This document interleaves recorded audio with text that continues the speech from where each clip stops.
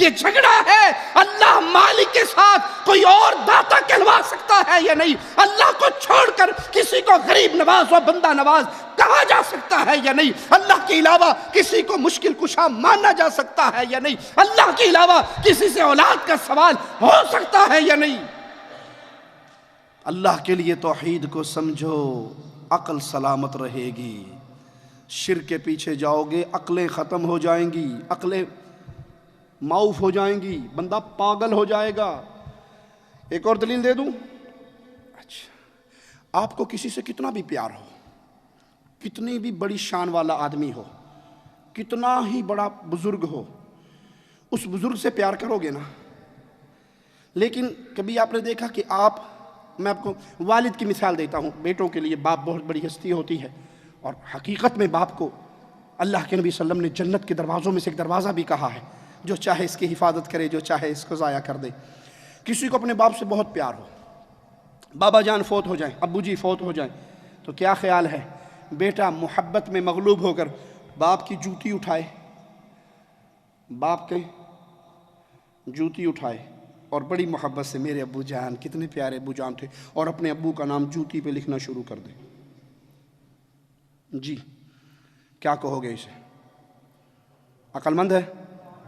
جی سوچ سمجھ کے بولنا میاں، گستاخ کا فتویٰ لگ جائے گا آپ کے اوپر۔ پاگل ہے یا عقل مند ہے؟ پاگل ہے۔ کیوں؟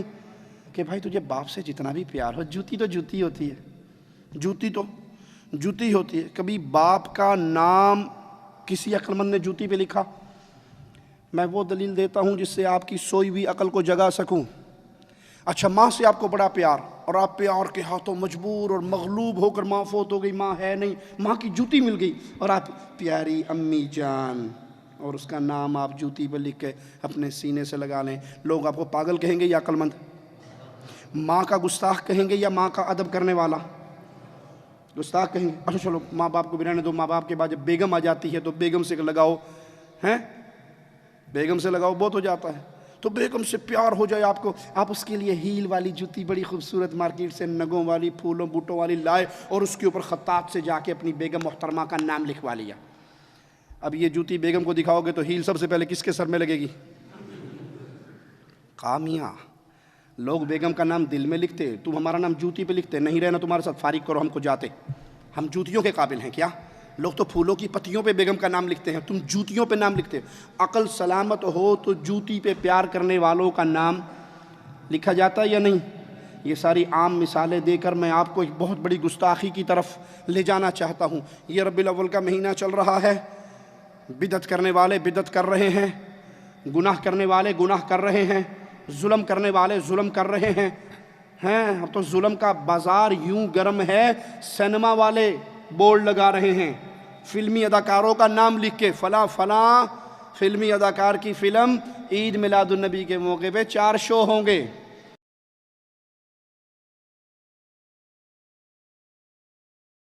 بیوٹی پارلر والی لکھ رہی ہیں، پلکیں ہم سے سنوارو، آئی برو ہم سے بنواؤ۔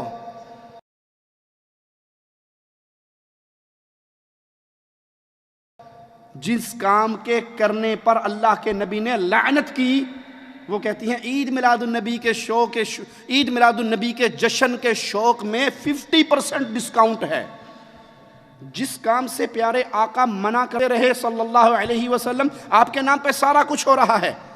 عقلیں اتنی ماری گئی ہیں کہ پیارے نبی صلی اللہ علیہ وسلم کی نعلین، آپ کی جوتی کا نقش لے کے، پہلی بات تو نبی کی نعلین کا نقش پیارے نبی صلی اللہ علیہ وسلم کی کسی حدیث سے ثابت نہیں ہے۔ ہم کہتے ہیں 1 منٹ کے لیے بات مان لی کہ واقعی یہ پیارے نبی کی نعلین کا نقش ہے، اس نعلین کے نقش پہ اللہ محمد لکھا جاتا ہے یا نہیں؟ نعلین کے اندر اللہ محمد لکھا جاتا ہے یا نہیں؟ بسم اللہ لکھی جاتی ہے نہیں؟ الصلاۃ والسلام علیک یا رسول اللہ لکھا جاتا ہے یا نہیں؟ پیارے نبی کی جوتی پہ پیارے نبی کا نام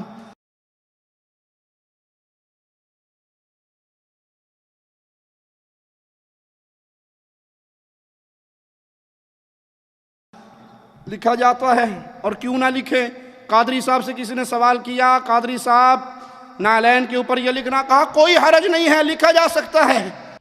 نالے پاک پر محمد لکھا ہوا ہے تو اس میں کوئی شرعن حرج نہیں ہے، اور بسم اللہ الرحمن الرحیم لکھنے کے تعلق سے فتاوی رضویہ شریف میں اس کے جواز کے جائز ہونے کے دلائل لکھے ہیں کہ اگر نالے پاک میں بسم اللہ بھی لکھی ہوئی ہو تو کوئی حرج نہیں ہے، تو ایک نقش ہے یہ۔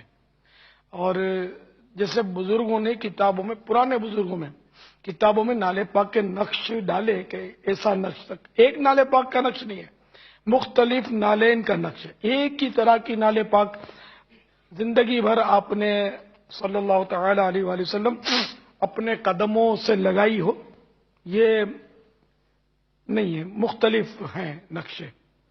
تو ان کو کتابوں کے صلب میں بیچ میں دیا ہوا ہے، تو اطراف میں اللہ اور رسول کے نام ہے، بیچ میں نالے پاک کا نقش کتاب کے اندر ہے۔ تو کتاب کے اندر جب کتاب کو بند کریں گے تو بہت سارے صفحے جس میں اللہ اور رسول کا نام لکھا ہوا ہے وہ نالے پاک کے نقش سے اوپر آ جائیں گے۔ تو یہ شیطان کا وسوسہ ہے۔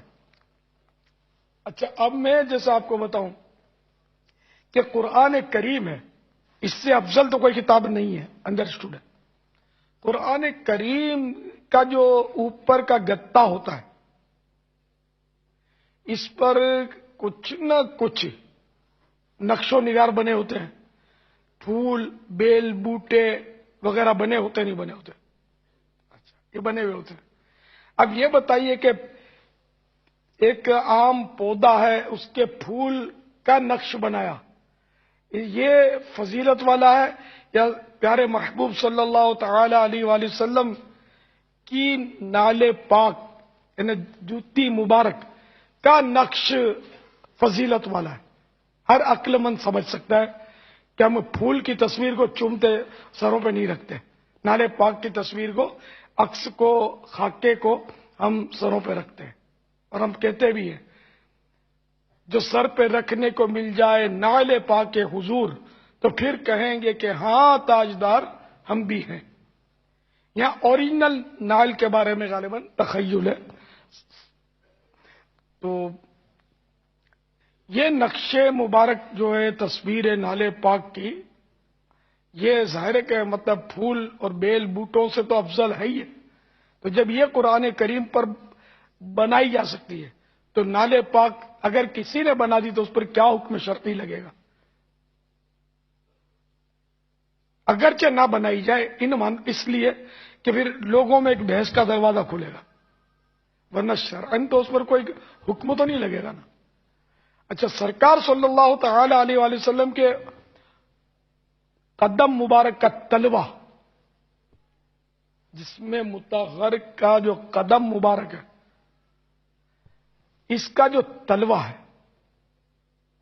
گوشت شریف کا جو تلوہ، جیسے پاؤں کے تلوے آپ کے ہمارے ہوتے ہیں، تو تلوہ یہ یقیناً کائنات کی ہر شے سے فضیلت والا ہے۔ مولانا حسن رضا خان حسن علیہ رحمت اللہ فرماتے ہیں کہ آسماں گر تیرے تلووں کا نظارہ کرتا، روز ایک چاند تصدق میں اتارا کرتا۔ تو ایسا مبارک تلوہ، اس تلوے سے بھی تو نالے پاک بوسے لیتی تھی، لپٹتی تھی جوتی مبارک۔ تو ایسی فضیلت والے حصے پر ایک عام سادہ چمڑے کی جوتی کی یہ جرت کہ یہ لپٹتی تھی، تو سرکار صلی اللہ تعالی علیہ وآلہ وسلم اس کو اجازت دیتے تھے، وہ لپٹا لیتے تھے، اپنا قدم چومنے کی اجازت مرحمت فرماتے تھے، ہے نا۔ تو یوں سرکار صلی اللہ علیہ وسلم کے جسم اقدس سے تو لگے اور سرکار کا نام اس کے نقش پر نہ لکھا جائے۔ ہم کہتے ہیں پھر آج سے ایک جوتی لے لو جو قادری صاحب کے قدموں میں ہے اور اس پہ قادری صاحب کی تصویر بنا کے لگا دو ساری دنیا میں ملا دیو۔ جب تم اپنے قادری کی تصویر جوتی پہ دیکھو گے غصہ آئے گا یا پیار آئے گا؟ عقل مندوں سے سوال ہے، جن کی عقل سلامت ہے، اپنے پیر صاحب کی تصویر، پیر صاحب کا نام جب تم جوتی پہ دیکھو گے غصہ آئے گا یا پیار آئے گا؟ غصہ آئے گا، کہو گے ہمارے بابا کی توہین ہو گئی، ہمارے پاپا کی توہین ہو گئی، ارے ظالموں، شرک نے تمہیں کتنا اندھا کر دیا، تم محمد کریم کا نام پیارے نبی کی نالین پہ لکھتے ہو، اس سے بڑی بھی کوئی گستاخی ہوگی؟ ارے مصطفیٰ کا مبارک نام تو قرآن کے حروف میں ہے، قرآن کے الفاظ میں ہے، قرآن کی زینت ہے۔ جس نبی کا نام قرآن کی زینت تھا، تم نے اس نبی کے نام کو اٹھا کر جوتی کی زینت بنا دیا، اور ابھی ابلیس کا فتویٰ اس پہ لگاتے ہو جو تمہارے طرح کی بے غیرتی نہیں کرتا، اس کو کہتے ہو کہ آج سارے جہان والے خوشی منا رہے سوائے ابلیس کے۔ ابلیس نبی کی وفات پہ خوش ہوتا ہے، ابو بکر غمگین ہے، عمر غمگین ہے، عثمان غمگین ہے، علی غمگین ہے، حسن غم میں ہے، حسین غم میں ہے، عائشہ غم میں ہے، حفصہ غم میں ہے، بلال غم میں ہے، فاطمہ غم میں ہے۔ فاطمہ کہہ رہی ہے، فاطمہ تو زہرا آواز لگا رہی ہے، جو غم بابا کی وفات سے میرے دل پہ ٹوٹا ہے، سورج پہ ٹوٹتا سورج اندھا ہو جاتا، پہاڑوں پہ ٹوٹتا پہاڑ ریزہ ریزہ ہو جاتے، چاند پہ ٹوٹتا چاند کی روشنی ختم ہو جاتی، جو غم فاطمہ پہ ٹوٹا۔ تمہاری شرک کرنے کی وجہ سے عقلیں ایسے ماری گئی۔ ارے نبی صلی اللہ علیہ وسلم کی جوتی پہ گندگی لگتی تھی یا نہیں؟ حدیث یاد ہے آپ کو؟ پیارے نبی نماز پڑھا رہے تھے، دوران نماز اپنی جوتی اتار دی تھی، صحابہ نے سب نے اتار دی تھی۔ آپ نے پوچھا میرے صحابہ تم نے کیوں اتاری؟ کہا اللہ کے نبی صلی اللہ علیہ وسلم آپ نے جو اتاری۔ کہا مجھے تو جبرائیل نے آ کے خبر دی تھی، مجھے جبرائیل نے آ کے خبر دی تھی کہ آپ کی جوتی کے نیچے گندگی لگی ہے، میں نے تو اس لیے اتاری۔ اے میرے صحابہ جب مسجد میں آؤ تو اپنی جوتی کو زمین پہ رگڑ لیا کرو، زمین پہ مسل لیا کرو تاکہ جو گندگی لگی ہو وہ اتر جائے۔ پیارے نبی کی جوتی پہ تو گندگی لگتی تھی، تم نے اس جوتی کی پوجا کرتے ہوئے میرے نبی کی ایسی گستاخیاں شروع کر دی کہ اللہ کا نام اور میرے نبی کا نام پیارے نبی صلی اللہ علیہ وسلم کے نالین پہ لکھنا شروع کر دیا۔ حق یہ ہے جب شرک کیا جاتا ہے عقل سلیم فوت ہو جاتی ہے، اور جب عقل ختم ہو جائے تو انسان اسی طرح کے جاہلوں کے کام کرتا ہے۔ آئیے مالک کا فرمان سنتے ہیں۔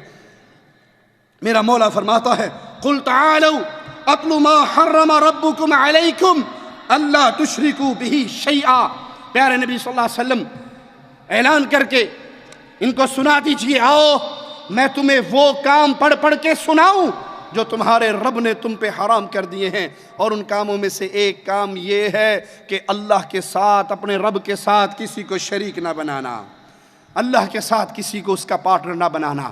اللہ سے دعا ہے اللہ ہمارے گناہوں کو معاف فرمائے، اللہ ہماری خطاؤں کو معاف فرمائے، اللہ ہماری سیاہکاریوں کو معاف فرمائے، اللہ ہمیں ایمان پہ باقی رکھے، اللہ ہمیں توحید پہ باقی رکھے، اللہ ہمیں غیرت ایمانی پہ باقی رکھے، اللہ ہمیں اس ایمان کا، اس توحید کا غیرت مند سپاہی بنائے، اور ہماری زندگی گزرے اسی لا الہ الا اللہ کے پیغام کو نشر کرتے ہوئے گزرے۔ اس پیغام کے لیے اپنی جان، اپنا مال، اپنی قوتیں، اپنی زبانیں، اپنی ایک ایک صلاحیت صرف کرنے کی توفیق عطا فرمائے۔ اقول قولی ھذا واستغفر اللہ لی ولکم ولسائر المسلمین فاستغفروہ انہ هو الغفور الرحیم۔ لا إله إلا الله محمد رسول الله عليه صلاة الله وآله والأحبة